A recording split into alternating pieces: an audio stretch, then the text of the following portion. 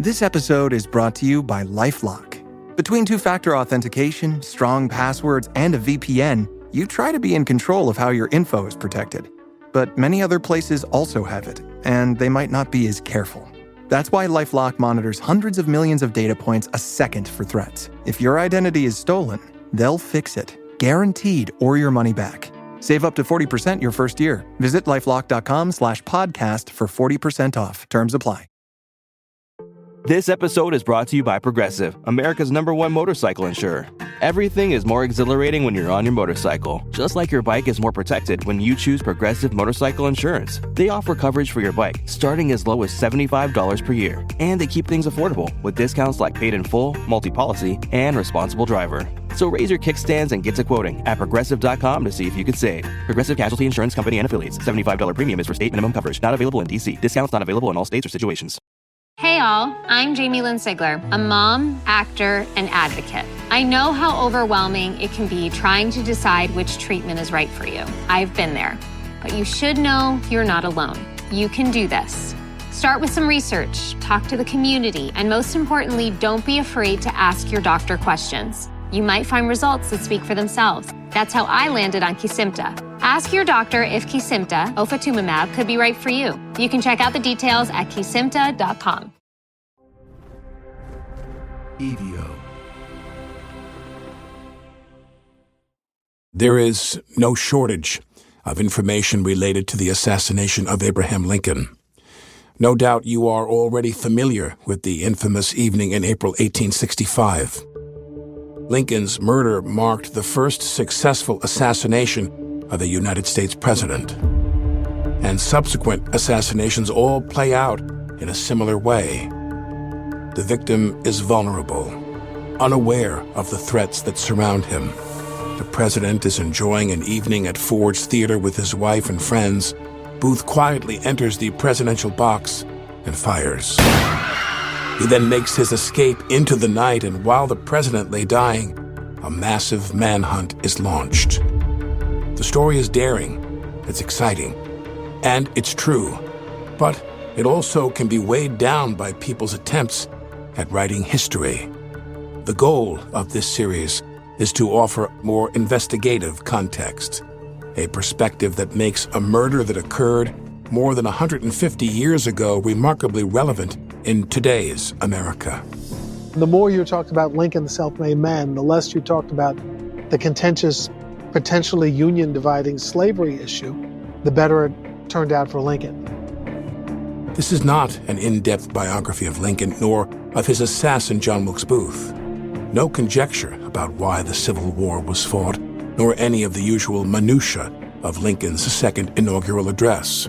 Our focus is precisely on 17 days in April of 1865, a time that saw the end of America's brutal Civil War, the first assassination of a U.S. president, the largest manhunt the country had ever seen, and the rebirth of a nation. In its wake, we saw the canonization of a humble, backwoods country lawyer turned president, and the demonization of one of the most celebrated actors of his time. The events were so stunning, and the players so larger than life, that many of the facts surrounding those days have been replaced with the broad strokes of legend. You know those strokes. We all do. Lincoln freed the slaves and won the Civil War.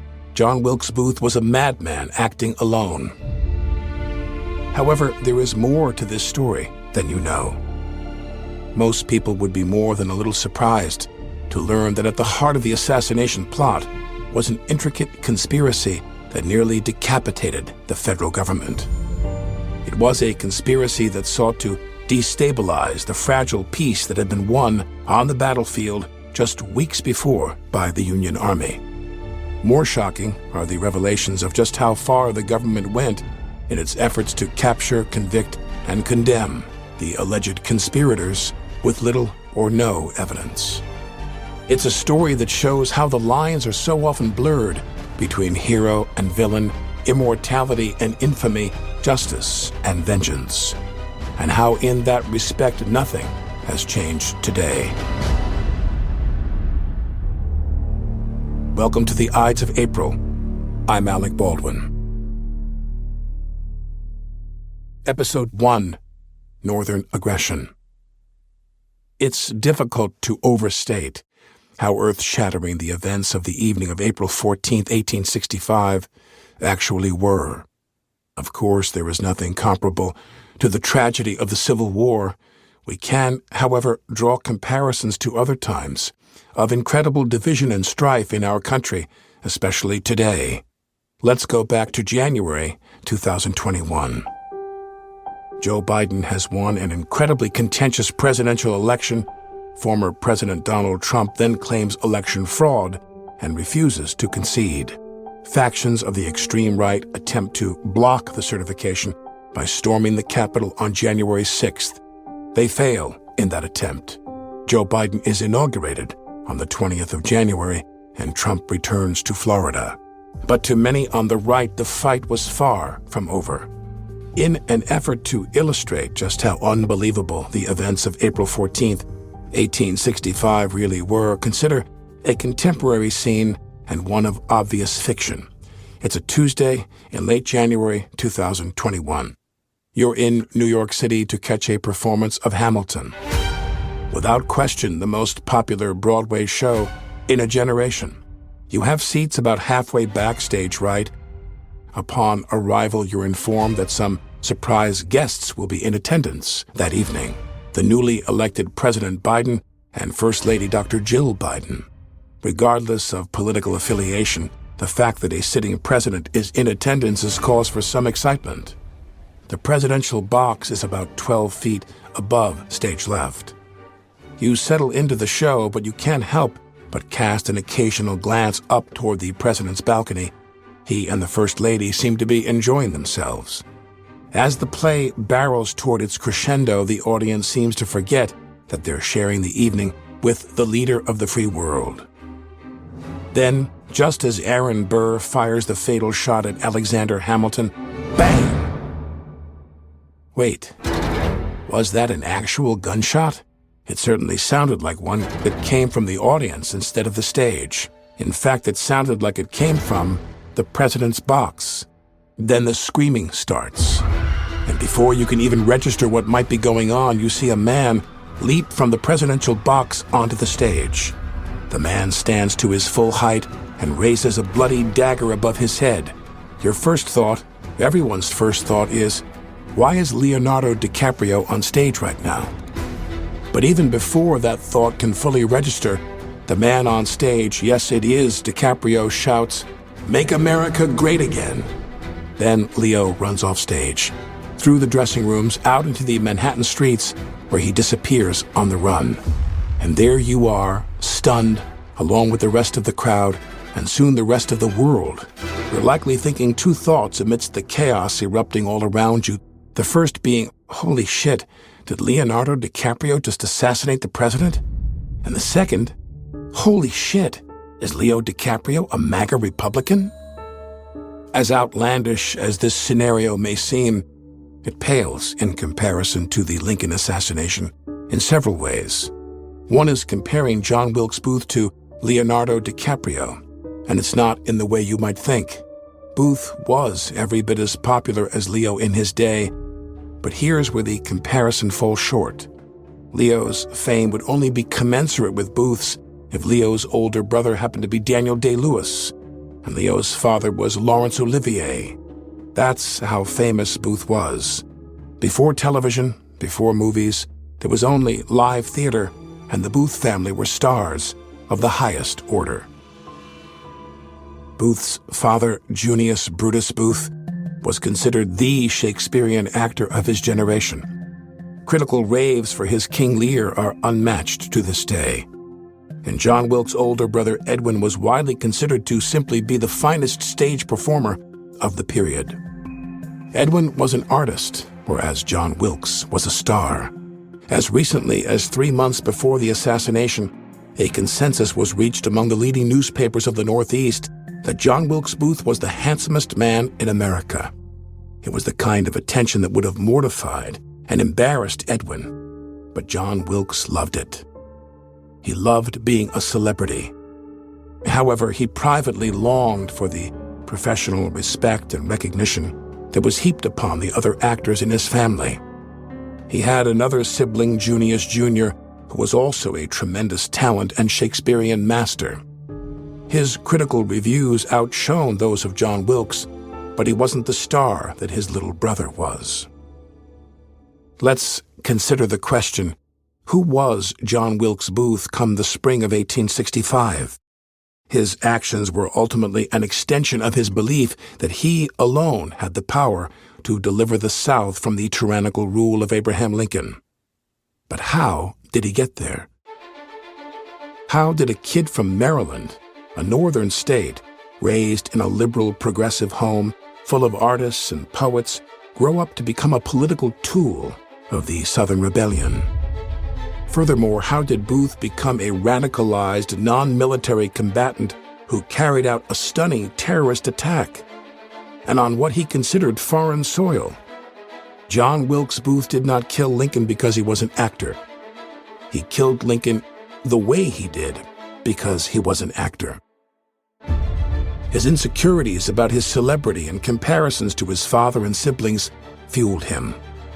His towering ego dictated more and more of his decisions as the Civil War drew to a close. He deemed that his options for effecting a victory for the South were running out.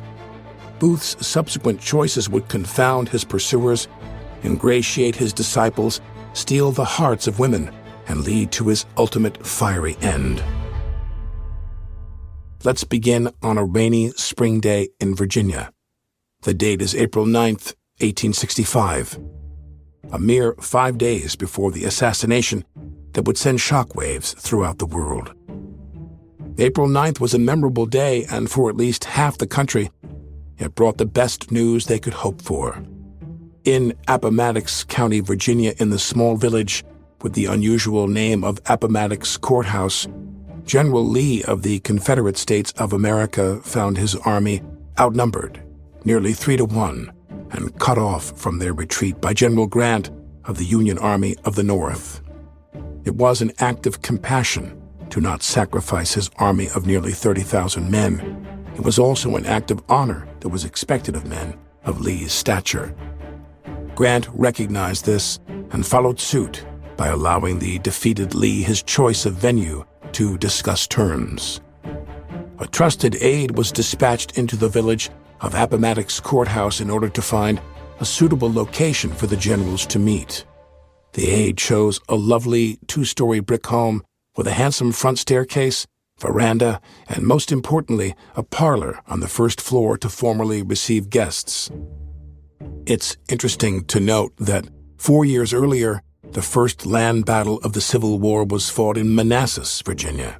This was the Battle of Bull Run, fought on a farm owned by Wilmer McLean, who shortly after moved his family south to escape the horrors of the war that nearly destroyed his home. Wilmer McLean had witnessed the beginning of the war on his own doorstep, and now, almost 4 years later, that war would end in the house he bought to leave the war behind, this 2-story brick home in Appomattox County. McLean is reported to have remarked, "The war began in my front yard and ended in my front parlor." More of the Ides of April after the break. Honey Bunches of Oats es la forma perfecta de empezar el día con tu familia. Con hojuelas crujientes y miel de verdad que a los niños les encanta. Además, deliciosos trozos de granola, nueces y fruta que todos van a disfrutar. Honey Bunches of Oats es para todos. Toca el banner para saber más. Hey, I'm Bruce. And I'm Jeff. We're here to tell you a little about our new podcast called Taboo Treasures. In Taboo Treasures, we explore the human obsession with objects of extreme rarity and infamy. Yeah, we're going to get into Barbie, Hitler, one-of-a-kind soccer ball, And of course, drugs, guns, murders. and cults. We hope you'll join us and learn a little and maybe even laugh a little while we tell you some of the stories behind the stories you only think you know. Lee's surrender ended nearly 4 years of bloody battle that took the lives of over 650,000 people, a number that reflected roughly 2% of the U.S. population at the time. To illustrate, that number would be closer to 7 million Americans lost based on today's population. It was the bloodiest of times. Families ripped apart. Cities destroyed by fire and looting. American cities destroyed by American soldiers. It was undoubtedly the most dire test America has faced before or since the inception of our constitutional experiment. In simple terms, the Civil War was fought between loyalists from the industrial North and secessionists from the agricultural South. The loyalists from the North were committed to the Constitution and willing to fight for its laws. The Southern secessionists favored the fight for states' rights in order to maintain the institution of slavery, the backbone of their economy. The American political climate has always been rife with division, but even juxtaposed against today's polarized environment, it has never been nearly as divided as it was during the Civil War. Extreme loss of life was the reality in the early 1860s, and until April 9th, it was far from certain which side would prevail. But then it happened. Lee surrendered. The nightmare had ended. General Robert E. Lee emerged from a small farmhouse near the battlefield and addressed his assembled troops. After 4 years of arduous service marked by unsurpassed courage and fortitude, the Army of Northern Virginia has been compelled to yield to overwhelming numbers and resources. By the terms of the agreement, officers and men can return to their homes and remain until exchanged. You will take with you the satisfaction that proceeds from the consciousness of duty faithfully performed. I earnestly pray that a merciful God will extend to you his blessing and protection. With an unceasing admiration of your constancy and devotion to your country, and a grateful remembrance of your kind and generous consideration for myself, I bid you an affectionate farewell. Enter the newly re-elected President Abraham Lincoln, the man who had led a fractured nation through unimaginable losses would deftly navigate the political pitfalls that might have consumed a lesser leader. He took those enormous risks that have always been necessary for systemic change. Lincoln was sharply focused on his singular mission, the preservation of the Union. He was determined to ensure the North's victory would be lasting and meaningful, and not the Pyrrhic kind so many had prophesied. The re-elected president made a simple and beautiful gesture to his conquered enemy, a gesture he hoped would set a new course in the tumultuous life of a young nation. He announced that everyone should just go home. He made it clear that we were all Americans again, that there were no longer enemies within the borders of the United States. He implored both sides to lay down their weapons and return to the lives that they had before years of war intervened. All prisoners of war were to be immediately and unconditionally released. Reconstruction in the southern states was to begin at once. The days that followed saw a flurry of activity both in Washington and around the country as word spread that the war was over and everyone was to return to their lives. Union soldiers flocked back to Washington, and waves of Confederate troops were making the long walk to train stations, riverboats, dockyards, any way they could to find a way home. Meanwhile, agents of the Union Army were racing to the front lines of various encampments, which were great distances from telegraph offices and still hadn't been made aware of the news that the war was over. Most notably, Confederate General Joseph E. Johnston had yet to surrender to Union General William Tecumseh Sherman. News of the ongoing fight reached Washington before news of the surrender reached Confederate General Johnston. This news, that some factions of the Confederacy were still fighting, was highly influential to one man who clung to the belief that he still had the power to make a difference. on the evening of April 11, 1865, 2 days after the South's unconditional surrender, and 3 days before the assassination, President Lincoln delivered a speech from a second-story balcony to a crowd gathered on the White House lawn. It was his first public address since the war had ended and his first official remarks concerning Reconstruction. He was short-handed that evening.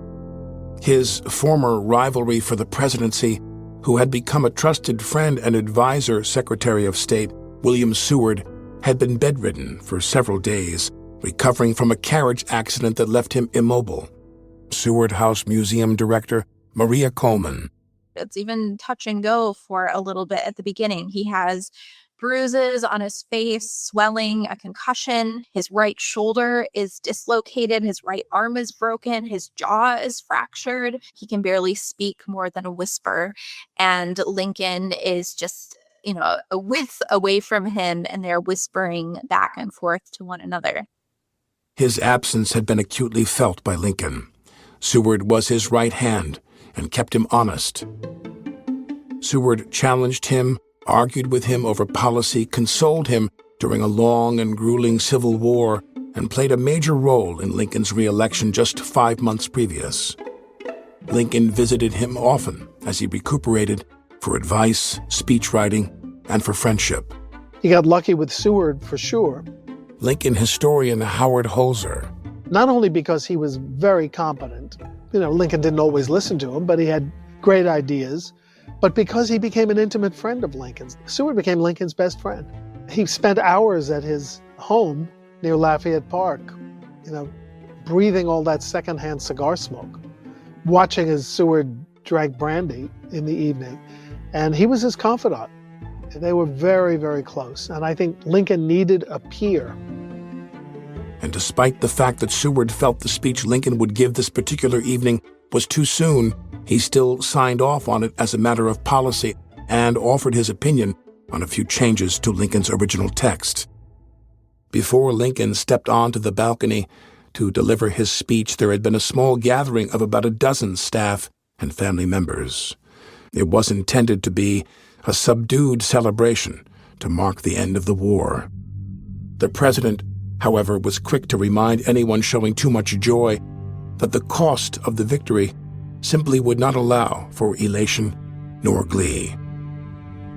It had been 4 years of Americans killing Americans, and Lincoln secretly feared that the country might never recover.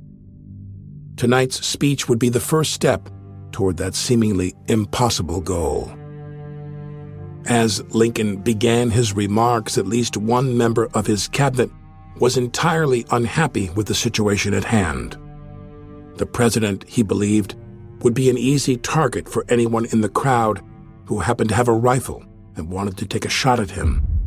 And the city was overflowing with soldiers returning home, who was to say there weren't Confederate spies, still loyal to the cause, lurking about, waiting for the right moment to strike. The man who was so worried about the president's safety was Secretary of War Edwin Stanton. If William Seward was the poised and thoughtful diplomat, Edwin Stanton was the hammer of the gods. A man of war, a man of strategy and constancy, of honor and loyalty. There was also a time that Stanton, like Seward, hated Abraham Lincoln. But by this point, Stanton, again like Seward, had grown to respect Lincoln as a man, to love him as a friend, and to dutifully serve at his side. Stanton turns out to be a brilliant organizer. A totally abrasive personality. He would not have lasted long in the feel-good movement of today. He was not nice to his employees, to visitors, to politicians. And he was critical of Lincoln. He didn't like Lincoln's sense of humor. He didn't like Lincoln's propensity for reading joke books at cabinet meetings. And one day he said to Stanton, "You don't seem to understand that if I didn't laugh, I would cry all the time." But Lincoln and he agreed on generalship, on strategy, on tactics. And Stanton was just a brilliant enough organizer that he found his way into Lincoln's heart and vice versa. Stanton also agreed that the content of Lincoln's speech, which would be reprinted in every newspaper across the country within a few days, went too far and expected too much from an enemy so recently vanquished. But the president had made up his mind. In the gathered crowd on the lawn below the balcony were a few hundred people who had heard that President Lincoln would be delivering remarks concerning Reconstruction and the status of enemy combatants. These remarks were to be of particular interest to 4 men in the crowd who would end up playing a major role in the events of the following 2 weeks. There was 30-year-old George Atzerodt, a hard-drinking German immigrant and failed businessman.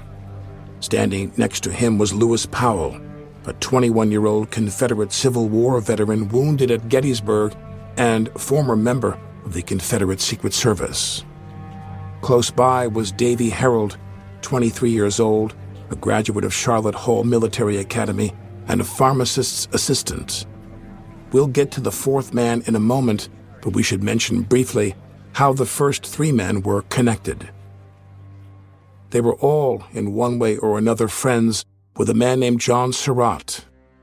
Surratt also served in the Confederate Secret Service, but more importantly, his mother, Mary Surratt, owned a boarding house in Washington City. It would not officially become the District of Columbia until 1871. It was at this boarding house where John Surratt was able to meet all types of characters who were loyal to the Southern cause.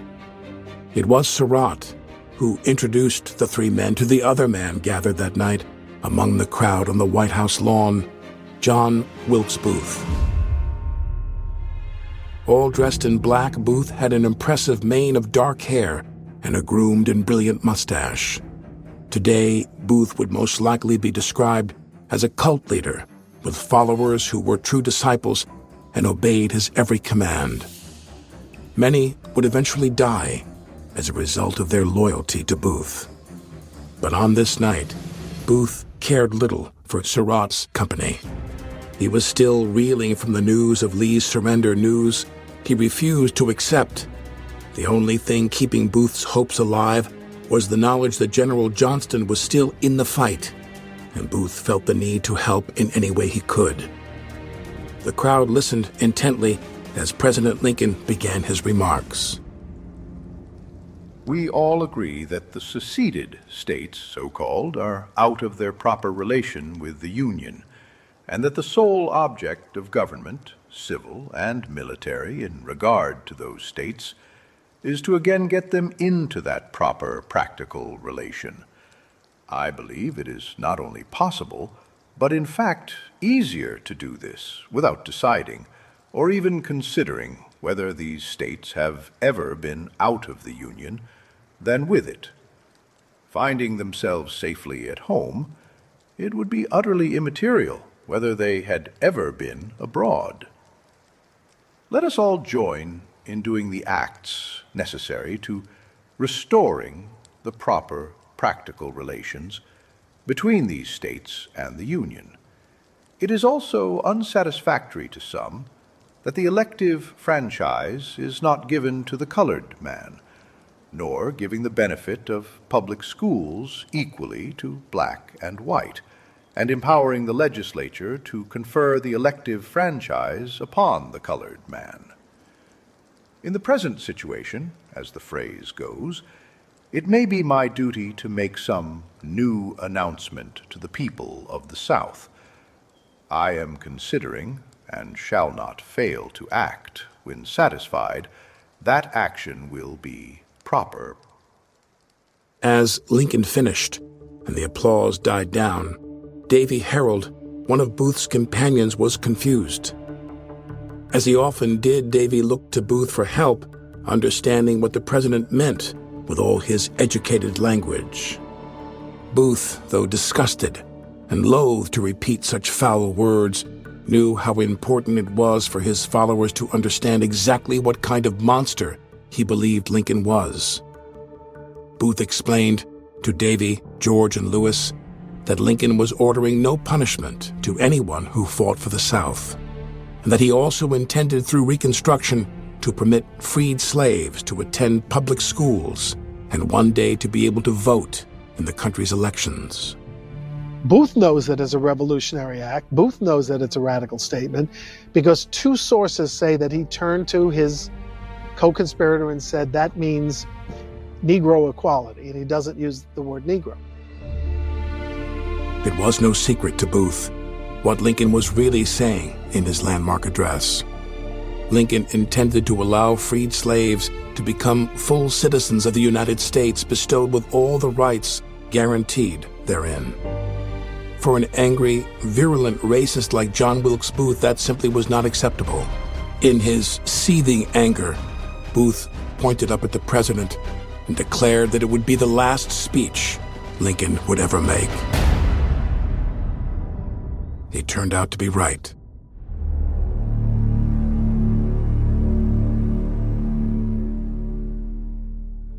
On the next episode, we learn how John Wilkes Booth became a radicalized tool of the Confederacy.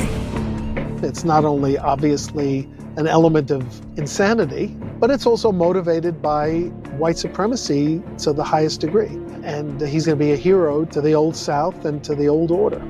His numerous failed attempts at aiding the war effort. They weren't murderers. They were violent. They were a mob, but they were kidnappers, I guess, in the extreme. And how he feared that for all his missed opportunities, he could make up for it with one fatal blow. It's always theatrical, and Booth is very theatrical. The play's the thing, right? That's next time on The Ides of April. The Ides of April was created, produced, and written by Brandon Morgan. Our executive producers are Brandon Morgan and Matt Del Piano. Zach McNeese is our story editor, sound designer, and mixer. I'm Alec Baldwin. Thanks for listening.